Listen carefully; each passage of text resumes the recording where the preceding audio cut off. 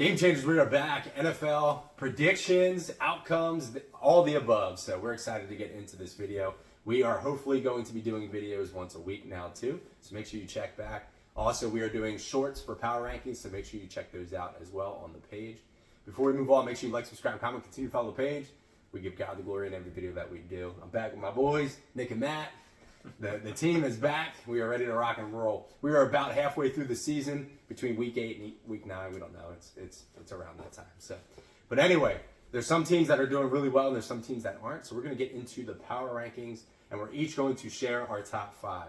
For me, at number 5, I have the Baltimore Ravens at number 5. So Baltimore Ravens, they cracked my top 5 for the first time this season. They're just doing a fantastic job. They started out a little slow, but now it seems like they're kind of rocking and rolling. And that win over Detroit was huge.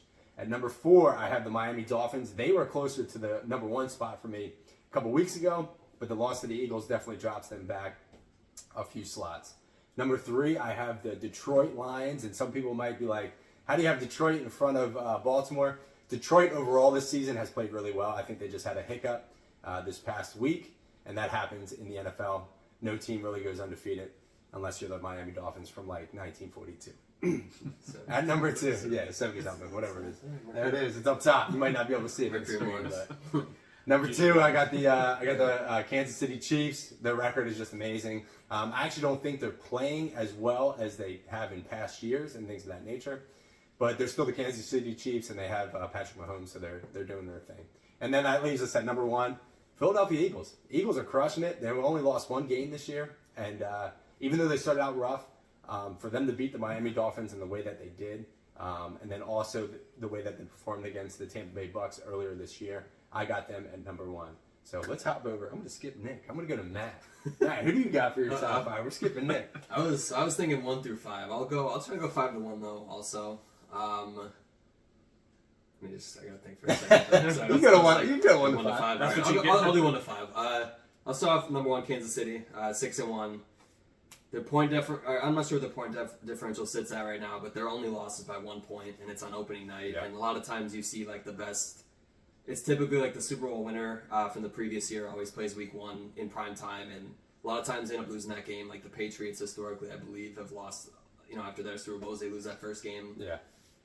It's just, you can't, no one's going to be perfect ever. I don't think we might never see another perfect team again, but Kansas City is just, they're rolling right now, I think. Like you said, I think they're not playing perfect football right now. They've had some mistakes, but they're still just consistent, and, like this Mahomes-Kelsey combination has just been great. They've had some support on defense as well. They're built for a playoff run.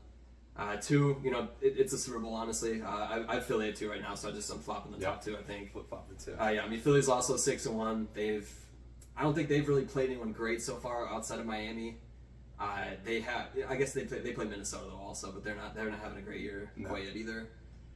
Philly looks good though. They just added Kevin Byard, who's like a top 5 safety in the NFL. So you're beefing up a defense that's already loaded as it is. They're good at all levels. You look at their front 7, it's all just Georgia, and then you have a lot of really young guys. You have like Fletcher Cox grouped with some young pass rushers. You have Slay, you have Bradbury at the corners, and now you have Kevin Byard adding into that mix. So I think that's a really good combo. Plus their offense too. For like 4th and 1, they're probably like 15 for 15 this year. Yeah, or whatever. Crazy. I don't think they've missed Can't stop yet. So just that O-line is just destroying people just consistently. So I have them at 2. Number 3, San Francisco. I think they're also rolling this year as well. I know they just lost to Minnesota, but I think they're still poised for a really deep playoff run as well. I would not be shocked to see them in the Super Bowl by the end of the year. Ayuk has been a really nice surprise on offense. He's kind of overtaken Deebo Samuel this year as like a number 1 receiver, kind of because of injuries, but they're just great on both sides of the ball. Kittle's been pretty solid overall. McCaffrey has scored a TD 16 like for an entire season straight, essentially at this point. Yeah. The defense, same thing. You have guys at all levels. You got Nick Bosa, you got Fred Warner, and Hufanga looks awesome as well. So like there's someone at each level for them. I think they're playing really well. Number 4, it's between 2 teams. Here it comes. 4 or 5, yeah, 4 or 5. It's hard to make these rankings, honestly. I'll just because of recency bias, I guess I'll put Baltimore at 4. It's them and Miami to round out the top 5. Yeah. So So Baltimore at 4. You could be looking at a 7-0 team here, honestly. If we lost to the Steelers by 4 points, if any of these receivers could catch the ball, Lamar Jackson would have an astronomical QB rating right now. He's the number one QB this year in quarterback rating. I'm not sure what his touchdown interception ratio is right now. I don't know off the top of my head, but for his bet, like a lot of people are like giving him hate this year, but honestly, like the two games we've lost were, we kind of choked against the Colts, but like I said, you're looking at a 7-0 team if these receivers could catch the ball consistently. And again, Pittsburgh, that game would not have been close. So again, they're 5-2 realistically in real life, but you take away some mistakes. If you don't lose your starting running back, who knows how that looks. Baltimore, I think, is rolling right now, especially after beating Detroit like handily by 32 points. Yeah. Number 5, Miami, it's probably the best offense in the NFL. Yep. Tyreek Hill is on. I think he's still on pace to break the record. You have to keep that up. That's not easy at all. So if they just keep bombing it to him, if he gets like a 75-yard TD every game, which is very possible, he's a star of their offense. They have they're a nightmare on Madden to play against. It's just speed on offense, and then on defense, I'm just waiting for them to get their starting corners back. I know they just played Philly without Jalen Ramsey and Xavier Howard. They were in it for the most part. Philly kind of ran away at the end, but yeah, that's another dangerous team built for the playoffs. So 100%. Yeah. That's a solid top 5. All right, Nick, round us out. Who do you got? All right, so because I'm last year, Yeah. a lot of the teams are like the same picks. Yeah. So but they're in different orders and stuff. So I'll go from 5 to 1 just to round it out. So for 5, I got Baltimore because of their win against Detroit. And a lot of their wins this season were pretty impressive. Yeah. Like those 2 losses they had, those were just like anything could have happened in those 2 losses. So it's like you're right, they could be 7-0 if it wasn't for those flip-flop plays. But that goes with any football game, so that is what happens. Number 4, I got Miami. I got Miami. Gotta write these down next time. I got Miami because, they're just firing on all cylinders, especially on offense. It's like their running game is insane, and then they have, in my opinion, the best wide receiver duo in the NFL. So it's like, and then plus Tua, it's very refreshing to see on how he's playing. He hasn't been hurt yet. Yeah. So it's like I'm always rooting for him to play every game with no injury, and so far he's doing great. The defense, it's like obviously what happened in the last game with Philly, they weren't completely healthy, so just wait until all those guys come back completely healthy. I think it's going to be a big battle for because I think the last game of the season, Week 18, is the Bills and the Dolphins. So that's going to come down to where it could be the one and done game where whoever wins the division, and then it's going to alter playoffs. Who knows? Number 3, I have San Fran. The Niners. They did lose to the Vikings, which shocked a lot of people. Especially coming off that loss against Cleveland. I thought they would have come out big time. But they just weren't. Even though McCaffrey scored twice, and now he's scored 16 games in a row. That's an entire year. That's insane. Mm-hmm. So, and plus their defense is a well-rounded defense. So I just think they're all in all, probably the most talented team in the NFL, aside from the quarterback position. And especially if Brock Purdy is out this week, that means we're going to see Sam Darnold and see how he will do with this offense. So, we'll see. I have them at 3. At 2, it was tough. I really struggled with this one. But for 2, when I say the 2, you're going to know what the 1 is. So for 2, I have Kansas City. Kansas City, because it's where, they lost their first game against the Lions, and then after that, they were just winning. The reason why I don't have them at 1, though, is because,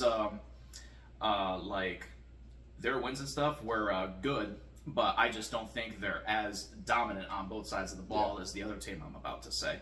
Obviously, Mahomes is the better quarterback, and then obviously Kelsey's the better tight end, of course. And the thing is, they have wide receivers, but they're all wide receiver 2s, pretty much. Wide receiver 4 or 5. I'm just trying to be nice, but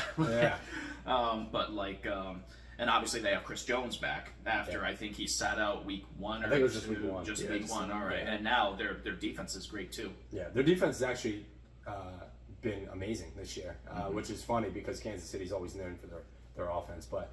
I'm gonna predict Nick's number one. It's gonna be the Cincinnati Bengals. He's all about them. Well, I mean, I want to say that, but I can't. I have to say the Denver Broncos. I think they're the number one. Yeah. Unbelievable. He's fired. He's fired on screen. Yeah, number one is the Eagles. Cool. It's like I think like on offense they haven't been as dominant as they were last year, but they don't have to be. Yeah. And why? Because their defense is outstanding. Yeah. It's like you can't run against them. And you can't really pass against them either. It's like they have Darius Slay, Bradbury, and they just got fired. So we're going to see how well that works out. Like that's going to be nuts. And then what they call the tush push, or you want to say brotherly shove, whatever you want. Yeah, I got one. It's like you just can't stop it. If it's at the one, it's going to go in. It's like the game last week against the Dolphins, they did it on their own 29 on 4th down. Yeah, and it's like they got it. So it's like you just can't stop it. Yeah. And then you look at Mike McDaniel's face and he's like, what am I supposed to do here? I can't do anything. Should I call a timeout? Should I? Game plan. It's like nobody can stop it. So it's like with that kind of a play, it kind of reminds me of the sky hook in basketball from back in the day. Nobody could stop it. So it's like I kind of look at this as the same thing.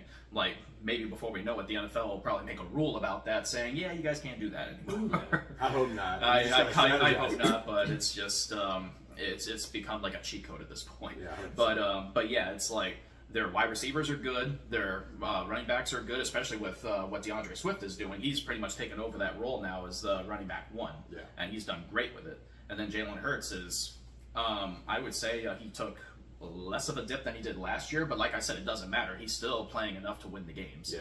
And then that one loss against the Jets, I kind of look at that as like a trap game. Yeah. Because like 100%. nobody goes undefeated in the NFL. You're going to have one trap game. So it happened to be against the Jets. So good for the Jets. But I still think Philly's number one. Yeah, 100%. So we agree on number one, and then you guys agree with San Fran being in your top five. I had them fall out. So.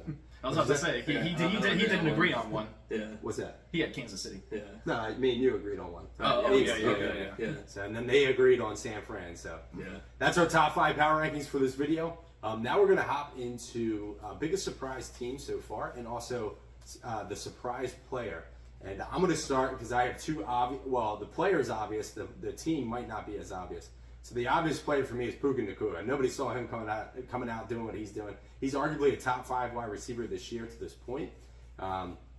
He steps into the Cooper Kupp role and he just goes off. And he's putting up Cooper Kupp numbers, which is just crazy. And even with Cooper Kupp coming back, they both had great numbers 2 weeks ago. But this past week, Puka kept doing it, and Cooper he played second fiddle. So to see Puka Nacua do what he's doing at the draft, where he was drafted, is just impressive in my opinion. So, and then the most impressed team that I have so far is, and I'm going to go with a little bit of a surprise, but is the Pittsburgh Steelers. I looked at their roster and where they sit in the NFC North, which is just a powerhouse of a division, and for them to be 4-2 is insane. Because if you look at Kenny Pickett, he's not that good, and but he's just able to do enough, and then the defense is just special. And then I think the one who gets the most credit is Mike Tomlin, just such a great coach. To never have a losing record since he's taken over, and it's been over a decade, is just phenomenal. So that's going to be my team. They're not the top of the division, but to be 4-2 and to have the roster that they have, I think is highly impressive. Nick, go ahead. All right, good. You're not skipping me this time. No. So. You're not I'm like, hey, I'm in the middle for a reason. Yeah, go ahead. All right, so surprise player. What I will definitely say is someone who I kind of like had an idea that we might see it, but not at this level, and that's Sam Laporta. It's like it's like he's been, for the first 5 or 6 weeks, he's been the number 1 tight end. Yeah.